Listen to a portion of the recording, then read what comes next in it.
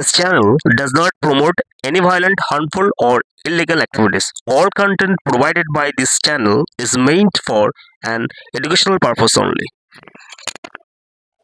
নমস্কার বন্ধুরা, all in one YouTube চ্যানেলে তোমাদের সকলকে স্বাগত। তো বন্ধুরা, পহেলগাঁওতে আমাদের যে সহযোদ্ধা আমাদের ভারতীয়রা দেরকে এই জঙ্গিরা পাকিস্তান পোষিত যে জঙ্গি গোষ্ঠী আর কি, তারা হত্যা করেছে ধর্ম চিহ্নিত করে, জাতি চিহ্নিত করে। সেটা আমরা ধিক্কার জানাই 142 কোটি ভারতবাসী মিলে। কিন্তু টিট ফর ট্যাট না হলে কিন্তু পাকিস্তান নামক দেশটি, রোগ দেশটি কিন্তু কোনোদিন শুধরাবে না বন্ধুরা। কারণ পাকিস্তান এভাবে করেই যাবে। আর আমরা যদি এভাবে বলি ও হয়েছে ঠিক আছে, তাকে অন্যরকমভাবে শাস্তি দেওয়া, কিন্তু পাকিস্তানটা ধরে নিয়েছে যে ভারত যদি কোনো বড় অ্যাকশান না নেয় তাহলে পাকিস্তান এভাবে করেই যাবে। কারণ পুলওয়ামাতে যে হামলা, আরও কত হামলা এরা করেছে। তো সেক্ষেত্রে এইবার কিন্তু আর কোনো ছাড়ার কোনো জায়গা নেই। পাকিস্তানকে একটা বড় সড়ো শিক্ষা দিতে হবে, এবং সেই শিক্ষার জন্য 142 কোটি ভারতবাসীকে করজোড়ে অনুরোধ করবো, আপনারা দেশের সঙ্গে থাকুন, সেনাবাহিনীর সঙ্গে থাকুন, পুলিশের সঙ্গে থাকুন, তবেই কিন্তু আমরা পাকিস্তানকে যোগ্য জবাব দিতে পারবো। এটা তো গেল বন্ধুরা। পাকিস্তান এতটাই কি বলবো, একটা নির্লজ্জতার পরিচয় দিয়েছে। ভারতের একজন সৈন্য বিএসএফ জওয়ান, আমার ভিডিও আছে বন্ধুরা, দেখে নিয়ে তোমরা। সেই জওয়ানটা কোনোরকমে আমাদের বর্ডারটা একটু ক্রস করে গেছে, হয়তো রাস্তা ভুল করে, তাকে ধরে রেখে এবং পাকিস্তান কিডন্যাপ করা হয়, এবং কিডন্যাপ করে এবং ভিডিও ছাড়ে যে এরকম পানিশমেন্ট দেওয়া হচ্ছে, নানান কিছু ভারতকে ভয় দেখানো হচ্ছে। তো পাকিস্তান এটা ভুলে গেছে যে টিট ফর ট্যাট সবসময় হয়। তো আমাদের ইন্ডিয়ান সেনা জওয়ানরাও কিন্তু কিন্তু বদলা নিয়েছে। পাকিস্তানের একটা রেঞ্জার, সে রেঞ্জার কি করছিল, বা পাকিস্তানের সৈন্য যে আর কি, সেই সৈন্য আমাদের ভারতের মাটিতে চলে আসে, রাজস্থানের একটা জায়গায়। সেখানে এই পাকিস্তানি রেঞ্জারকে কিন্তু আমাদের ভারতীয় জওয়ানরা ধরে ফেলে ঠিক যেভাবে ওরা যেরকম ফটোটা ছেড়েছে সেরকম ফটোটা এবং ছেড়েছে। এইবার তাহলে পাকিস্তানিদের কেমন লাগবে বন্ধুরা?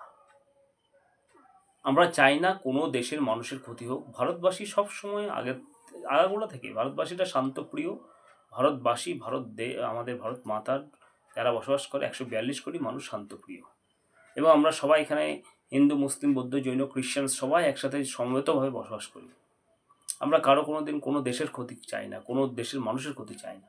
কিন্তু এই পাকিস্তান নামক রোগ দেশটি, এরা টোটালি পুরো চায়নার কথা শুনে সেখানে একটা টেরোরিজমের একটা জন্ম দেয় পাকিস্তান, এবং সেই টেরোরিজমকে ভারতবর্ষকে অশান্তির সৃষ্টি করার চেষ্টা করে, অসহায় মানুষের জীবন নেয়। কিন্তু এইটা বেশি দিন আর চলতে পারে না বন্ধুরা, কারণ এইবার কিন্তু একটা বড় সড়ো অ্যাকশান নেওয়ার পালা এসছে। কারণ এইবার যদি অ্যাকশান না নেওয়া হয় তাহলে কিন্তু পাকিস্তানের ভাববে যে ভারতদের কোনো কিছু করার ক্ষমতা নেই। তো এইটা বলবো, যদি আমরা যুদ্ধ চাই না, শান্তি চাই, কিন্তু আমরা সবসময় শান্তিকামী মানুষ, শান্তি বার্তা বলেই যাচ্ছি, কিন্তু পাকিস্তান ওইদিকে আমাদের সৈন্যদের মারছে, আমাদের দেশবাসীকে মারছে। এটা তো কোনোদিন চলতে পারে না বন্ধুরা, না? এইবার তার বদলা কিন্তু আমরা নেবই। তার জন্য 142 কোটি মানুষকে সবাইকে বলবো, করজোড়ে আপনার সেনাবাহিনী, পুলিশ থেকে শুরু করে আমাদের দেশের সরকারের সঙ্গে থাকুন বন্ধুরা।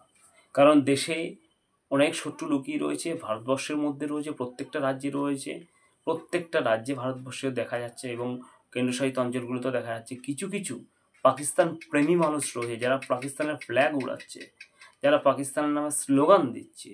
সেই সমস্ত পাকিস্তান প্রেমী মানুষগুলোকে আমি তো মনে করি কেন্দ্রীয় সরকারের উচিত আলাদা একটা স্পেশাল টাস্ক ফোর্স, যেখানে সিবিআই থেকে ইডি এবং এনআইএ, এই সমস্ত যারা অফিসারগুলো রয়েছে তাদের সঙ্গে, তাদেরকে হেড রেখে রিক্রুটমেন্ট দিয়ে নতুন করে, সেটা অস্থায়ী হোক বা স্থায়ী হোক, যেটা সেন্ট্রাল গভর্নমেন্ট বুঝবে, তার সঙ্গে কিছু স্থায়ী ইয়াং জেনারেশন আমাদের মতো এই সমস্ত যারা যুবতীদেরকে নিয়োগ করতে হবে প্রত্যেকটা রাজ্যে, প্রত্যেকটা জেলাতে, প্রত্যেকটা ব্লকে, প্রত্যেকটা পঞ্চায়েতে এবং প্রত্যেকটা বুথে বা ওয়ার্ডে, যেখানে একজন বা দুজন করে থাকবে। তারা লোকাল পুলিশের সঙ্গে টোটালি পুরো সমস্ত কিছু ইনফরমেশন কালেক্ট করবে, কারা কারা পাকিস্তান প্রেমী, কারা কারা বাংলাদেশি প্রেমী, কারা কারা রোহিঙ্গা প্রেমী। এদেরকে খুঁজে আগে শর্ট আউট করে ডিটেন করতে হবে, তাদেরকে জেল দিতে হবে, এবং তারা কিসের জন্য পাকিস্তানি প্রেমী, কিসের জন্য বাংলাদেশি প্রেমী, কিসের জন্য রোহিঙ্গা প্রেমী, এগুলো তাদের মোটিভটা কী রয়েছে সমস্ত কিছু খুঁজে বের করতে হবে। সোশ্যাল মিডিয়া থেকে শুরু করে এবং অনলাইন অফলাইন সমস্ত সিস্টেমের মধ্য দিয়ে। তবে কিন্তু এই দেশ থেকে এই পাকিস্তান প্রেমী, বাংলাদেশ প্রেমী এবং রোহিঙ্গা প্রেমীরা মানে চলে যাবে বা তাদেরকে উপযুক্ত শাস্তি দেওয়া যাবে, নাহলে কিন্তু সম্ভব নয়। কারণ আলাদা একটা স্পেশাল টাস্ক ফোর্স গঠন করলে কিন্তু এটা সম্ভব বন্ধুরা, নাহলে কিন্তু সম্ভব নয়। ইমিডিয়েটলি করা উচিত, মানে ইমিডিয়েটলি। কারণ এখানে এত পরিমাণের রোহিঙ্গা, পাকিস্তানি, বাংলাদেশি শুধুমাত্র পশ্চিমবাংলা নয়, 7 সিস্টার নয়, প্রত্যেকটা জায়গায়। এই যে গুজরাটে এত হাজার হাজার রোহিঙ্গা, তারপর বাংলাদেশি, পাকিস্তানি রয়েছে। এতদিন গুজরাট সরকার কেন ঘুমাচ্ছিল? রাজস্থান সরকার কেন ঘুমাচ্ছিল? ছত্তিশগড় থেকে শুরু করে পাঞ্জাব, তারপরে হচ্ছে দিল্লি, মুম্বাই, আরও যে সমস্ত স্টেটগুলো রয়েছে, কেরালা, ভুড়ি কেরালা তো পুরো ভর্তি হয়ে গেছে। তো এই সমস্ত স্টেটগুলোতে আরও তারপরে হচ্ছে কি ওর ঝাড়খণ্ড থেকে আরও যে সমস্ত স্টেটগুলো রয়েছে সেখানে, সেই সমস্ত জায়গা গেলে এতদিন কেন বের করা হয়নি বন্ধুরা?